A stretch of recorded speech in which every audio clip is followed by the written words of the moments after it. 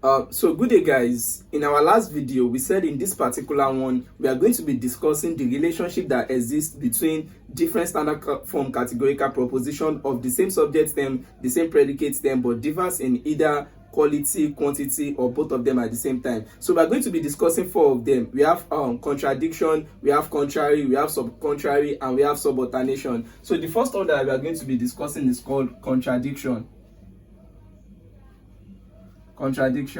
Yeah. So contradiction is the kind of relationship that exists between two different standard form categorical proposition of the same subject term, the same predicate, but differs in both quality and quantity. Let's say for instance the A proposition, all humans are mortals, has its contradictory statement to be the O proposition, some humans are not mortals. Don't forget that contradiction exists between standard form categorical proposition of the same subject term, the same predicate term, but differs in quality and quantity. This A proposition is universal affirmative, while the O proposition is particular negative. So they both differs in quality and what quantity. And the rule that is guiding them is that the two of them cannot be both true at the same time, and they cannot both be false at the same time. The kind of contradictory relationship that exists between A and O proposition also exists between E and I proposition. So the E proposition, no men are women, has its contradictory statement to be I proposition, some men are women. And as we stated earlier, the rule that is guiding contradiction is that what the two of them cannot be true at the same time, and they cannot also be false at the same time. In other words, if somebody said all humans are mortals, and so another person said that okay, that is true, then another person stood up and said some women are not mortal, it is not possible that that second person is going to be true, because the two of them cannot be true at the same time. So if A is true, O definitely will be false, and if O is false, A is going to be true, because the two of them cannot be true at the same time, and they cannot also be false at the same time. The same thing applies to E and I. No men are women. If that is true, then some men are women is going to be false, because the two of them have contradictory relationship, and they cannot both be true at the same time, and they cannot also be false at the same time. So the next one that we are going to be discussing is called contrary. Contrary.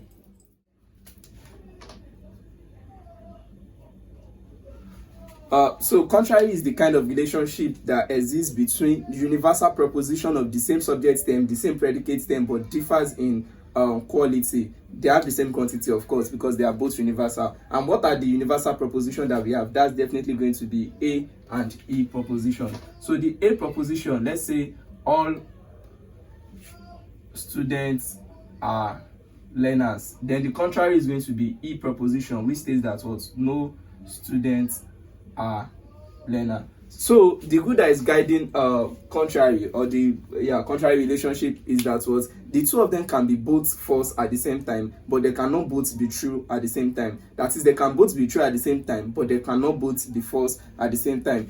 Automatically, if one is true, the other one will be false, because the two of them cannot be both true at the same time, but they can both be false at the same time. So if one is known to be false, the other one can be false, and it can also be true. So we say this is what undetermined. So when you start applying the truth value, you are going to understand the undetermined aspect very well. But for now, the rule that is guiding contrary is that they cannot both be true at the same time, but they can both be false at the same time. So the next relationship that we will be discussing is called subcontrary.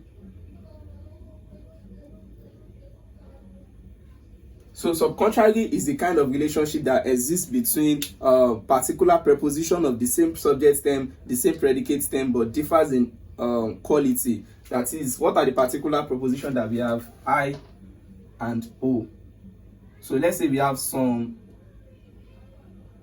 girls are lesbian, and we also have some girls are not lesbian. So in subcontrary, the rule that is guiding them is that what they can both be true at the same time, but they cannot both be false at the same time. Let's say we have some girls are lesbian to be true, some girls are not lesbian can also be true, and it can be false. We don't know. So what the rule is stating is that the two of them can be both true at the same time, but they cannot both be false at the same time. So it is not possible to say that some girls are lesbian and that is already false. Then we will not have some girls are not lesbian to also be false. No, it's not possible, because if some girls are lesbian is already false, automatically some girls are not lesbian is true. So what the rule is saying is that it is not possible for the both of them to be false at the same time, but it is possible for the both of them to be true at the same time. So that means if one is false, they cannot both be false, the other one will be true. But if one is true, they can both be true, the other one is undetermined, because the other one can either be true or false.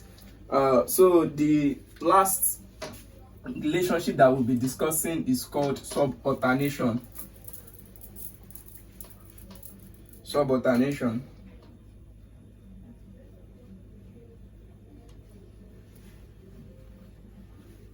So subalternation is the kind of relationship that exists between standard form categorical proposition of the same subject term, the same predicate term, the same quality, but differs in quantity. Like they have the same subject term, the same predicate term, the same quality, but differs in quality. So let's say, for instance, we have the A proposition, which is all Christians are religious. All Christians are religious. Then subalternation is saying that the same subject term, the same predicate term, the same quality, but differs in quantity. So if this is universal affirmative, then the subalternation is going to be what? Particular affirmative. So we are going to be having the I proposition. Some Christians are religious. So they have the same subject term, the same predicate term, the same quality. They are both affirmative, but differs in what? In quantity. Then we also have E proposition to have the same relationship. No, let's say we have no men are women. Then the subaltern is going to be O proposition. Some men are not women. So they have the same subject term, the same predicate term, the same quality. They are both negative, universal negative, particular negative, but different quantity, because the first one is universal and the second one is what? Particular. So now this is the good guiding term. The first thing that we need to note is that the one that is the universal is called superaltern. The universal statement is called superaltern, while the particular statement is called subaltern. So the universal one is called what? Superaltern, while the particular one is called what? Subaltern. So the rule that is guiding them is that if the superaltern is true, then the subaltern will also be true. That is, if it is true that all human beings are mortals, then the subaltern, which is some human beings are mortals, is definitely going to be what? Be true. But if the superaltern is false, then the subaltern is going to be what? Undetermined. That is, if it is false that all human beings are rich, then some human beings are rich can either be true or false. So we say that's what? It is undetermined. So let me take the rule again for the superaltern. If the superaltern is true, then the subaltern is also true. But if the subaltern is false, the subaltern is undetermined. But if the subaltern is true, the subaltern is undetermined. That is, if it is true that some people have something, let's say some students are people that have cars. So if that is true, that doesn't mean that all students are people that have cars is also true. So we say that one is what? Undetermined. So what I'm trying to say is that if the subaltern is true, the superaltern is what? Undetermined. But if the subaltern is false, then the superaltern is false. Let's say, for instance, it is already known to be false that some students are cultists. Some students are cultists is already false. Then how can you now say all students are cultists is going to be true? Definitely is going to be false, because even some is already false, not to talk of all. So if the subaltern is true, the superaltern is undetermined. But if the subaltern is false, the superaltern is also false. So those are the different kind of those are the different kind of relationship that exists between standard form categorical proposition and their truth value. So let's draw our traditional square of the opposite, so we can use our knowledge of this relationship to assign truth and false to everything. So the traditional of the square of the opposite goes like this. So we have contradiction. We also have contradiction.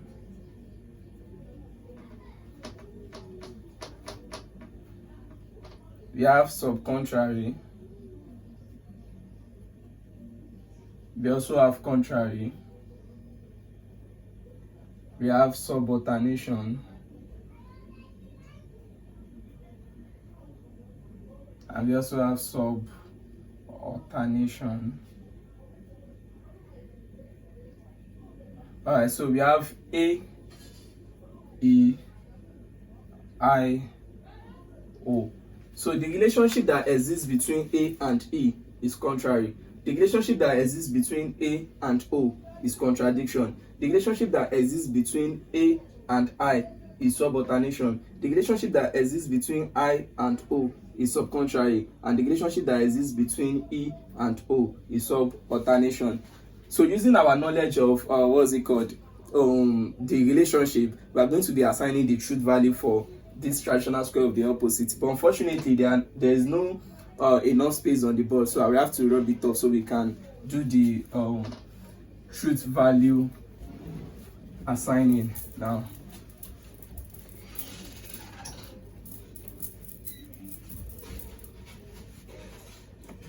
So let's say we have A, E, I, O. Then we also have E, A, I, O. Then we have I, A, E, O. And lastly, we have O, A, E, I. And also we have A, E, I, O. Then we have E, A, I, O. Then we have I, A, E, O. And lastly, we have O, A, E, I. So we are going to be assigning truth value to all this now. So let's start from the truth and from the first one. So if A is true, what's the relationship that exists between A and E? Contrary. And we said in contrary, the two of them cannot be both true at the same time, but they can both be false at the same time. So if A is true, E is going to be false. So if A is true, what's the relationship that exists between A and I? A and I is subalternation, and in subalternation we said that what if the subaltern is true, then the subaltern is definitely going to be true. So if A is true, I is definitely going to be what? True. So the next one, if A is true, what is O? A and O has the relationship of contradiction, and we said the two of them cannot be both true and false at the same time. So if A is true, O is definitely going to be false. So now let's go to E. If E is true, E and A, like we said earlier, they have contrary relationship, and the two of them cannot be both true at the same time. So if E is true, A is false. If E is true, I and E, they have contradiction relationship, which cannot be both true and cannot be both false at the same time. So if E is true, I is already what? False. If E is true, O is going to be true, because E and O has the relationship of subalternation, which when the subaltern is true, the subaltern is also true. So if I is true, A and I, they have the relationship of subalternation. And if we said in subalternation that if the subaltern is true, which is the A, the subaltern is also true. But if the subaltern I is true, the subaltern can be false and it can be true. So we say it is what? Undetermined. So the point I'm trying to make is that if it is true that some guys are rich people, that doesn't mean that all guys are rich people. So if the I is true, all guys are rich people, which is A, is going to be undetermined, because that one can be true and it can be false. If we already know that it is true that some guys are rich people, that is not enough to justify that all guys are rich people is also true. So that one can either be true or false. So we say it is what? Undetermined. But the relationship that exists between I and E is contradiction, and in contradiction, the two of them cannot be both true and false at the same time. So if I is true, E is false. If I is true, O is undetermined, because the kind of relationship that exists between I and O is called subcontrary, and in subcontrary the two of them can be both true but they cannot both be false. So that means if one is false, the other one will be true, but if one is true, the other one is going to be undetermined because they can both be true. So it is possible that the other one is going to be true or is going to be false. Then the last one, O. If O is true, A and O have the relationship of contradiction. So if O is true, A is false. If O is true, O and A have the relationship of sub-alternation. So if O is true, which is the subaltern, the superaltern, which is E, is going to be undetermined. If O is true, I is the contrary of O. I is going to be what? Undetermined, because the two of them can be true at the same time, but they cannot both be false at the same time. So now let's look at the relationship from the reverse case. We've talked about when they are true, so let's talk about when they are false. So if A is false, A and E are contrary. If A is false, A and E are contrary, and we say that in contrary that the two of them can be false at the same time, but they cannot both be true at the same time. So if A is false, E can be false and it can be true, so we say it is what? Undetermined. But if A is false, A and I have the relationship of subalternation, and in subalternation, if the subaltern is false, the subaltern is undetermined. If it is false that all human beings are rich people, that doesn't mean it is also false that some human beings are rich people. So we say I is what? Undetermined. But if A is false, O and A, they have the relationship of contradiction, then O is going to be what? True. So if E is false, A and E, they have the relationship of contrary, then A is going to be what? Undetermined, because the two of them can be false at the same time. But if E is false, I and E, they have the relationship of contradiction, so I is going to be what? True. If E is false, E and O have the relationship of subalternation, then that means E is going to be what? Undetermined, because if the subaltern is false, the subaltern can be true and it can be false, so we say it is what? Undetermined. So if I is false, what is the contradiction of I? The contradiction of I is E, so E is going to be true. I and O has the relationship of subcontrary, which means they can both be true, but they cannot both be false. So if I is already known to be false, O is going to be what? True. If I is false, I and A has the relationship of what? Subalternation. So if the subalternation is false, the subaltern is going to be what? False as well.